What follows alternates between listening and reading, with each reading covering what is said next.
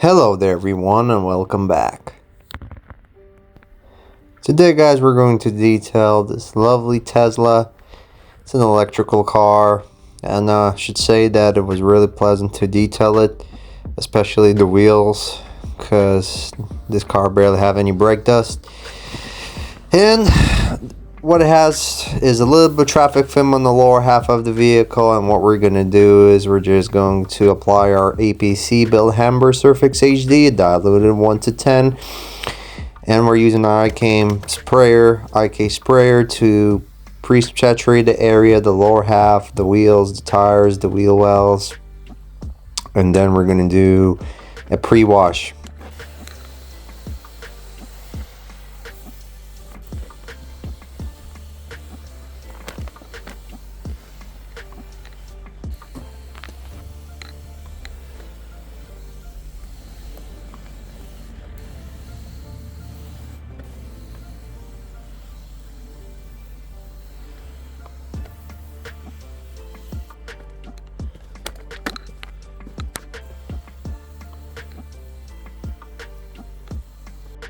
I'm using a really simple pre-wash, just rinsing off the top with water and rinsing off the APC on the lower half.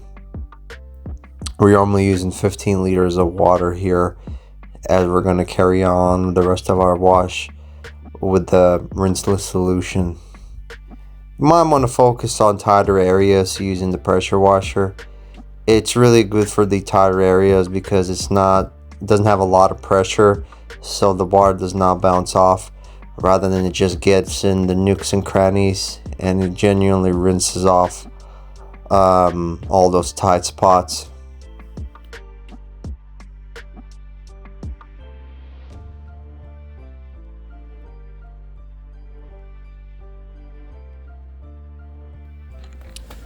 And yes guys, we're using the sponge. As you can see, the sponge is not a regular sponge, but it has these squares that break down if you apply a little bit of pressure to it. The advantage of a sponge over a microfiber wash mitt is its ability to soak in liquids, the dirty liquids, and release them in the bucket. Whereas the microfiber wash mitt, it kind of does the same thing, but I believe that the fibers get clogged a lot quicker, but it's hard to notice. However, a microfiber wash mitt is very gentle and soft, but when you do a pre-wash and you use pre-off solution, the sponge is very safe as well. If you watch any of the older rinseless videos and how people clean the wheels, they use a brush soaked in rinseless solution to wash the wheels.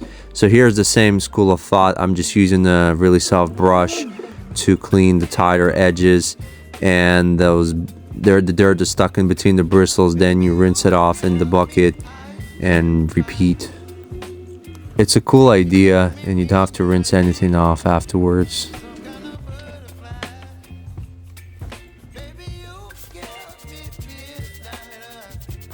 And I'm going to clean the wheels using a little bit of APC, and I have all my brushes soaked in the rinseless solution, and I'm going to use the remaining of the rinseless solution, which is not that dirty because we did a proper pre-wash, and we're going to use the remaining of the water on the wheels, and the wheels are not that dirty. I didn't even clean the wheel barrel because it was already cleaned by just applying some all-purpose cleaner inside of it and rinsing it off.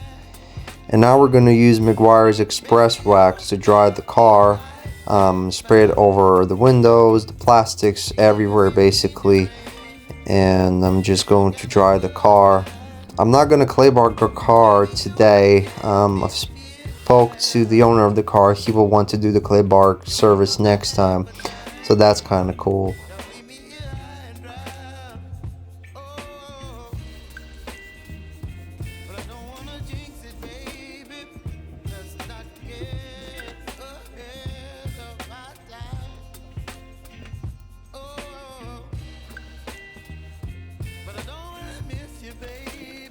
So now we're entering our finishing stages, and I'm using distilled water to wipe down the windows and using to window dedicated cloths.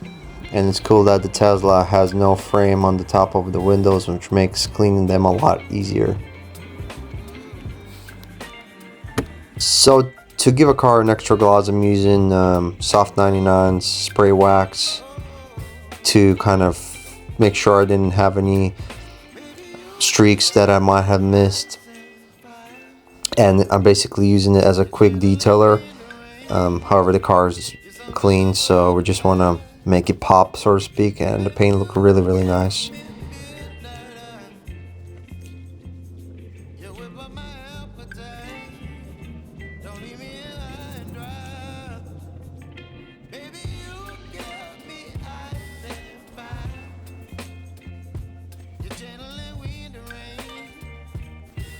So now I'm using Turo Wax's ceramic 3-in-1 detailer to finish off the door jambs. I just like using some wireless solution and just a microfiber towel to wipe them down, because it's just easy, and I don't like using pressure washers in these kind of parts of the car.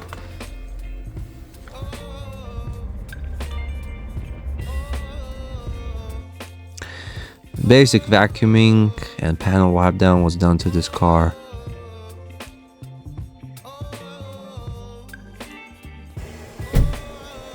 So here are the final result, guys. I hope you liked the video. Like and subscribe for more content, and I'll catch you in my next videos.